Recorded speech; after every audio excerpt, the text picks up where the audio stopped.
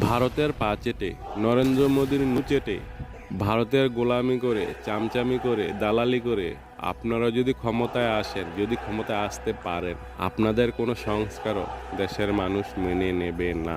মোদি, জিয়াউর রহমান এবং তারেক জিয়া তাদেরও মূর্তি ভাঙা হবে ইনশাল্লাহ। এটা হইতে পারে 5 বছর পর, হইতে পারে 10 বছর পর, হইতে পারে 15 বছর পর, সেম আওয়ামী লীগের মতো হবে। কারণ গত 7-8 মাসে আপনাদের চরিত্র, আপনারা যখন ক্ষমতায় ছিলেন, যখন বিএনপি ক্ষমতায় ছিল, তখন আমি ছোট ছিলাম, আমার মনে নেই।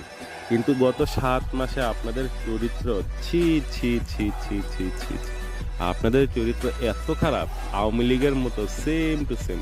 আপনারা যতই করেন, আপনারা ক্ষমতায় আসবেন না, আমরা সেই চেষ্টাই করব। যদিও আসেন ভারতের চামচামি করে, আপনাদেরকে শান্তিতে থাকতে দিব না আমরা। বাংলাদেশে এমন মানুষের সংখ্যা অনেক আছে, 30-40% যারা আওয়ামী লীগ বিএনপি কাউকেই পছন্দ করে না। দেশের সচেতন নাগরিক, তারা আপনাদেরকে শান্তিতে থাকতে দিবে না। যারাই ভারতের গোলামি করতে চাইবে, যারাই ভারতের গোলামি করতে যাবে, তাদেরকে আমরা উৎখাত করব।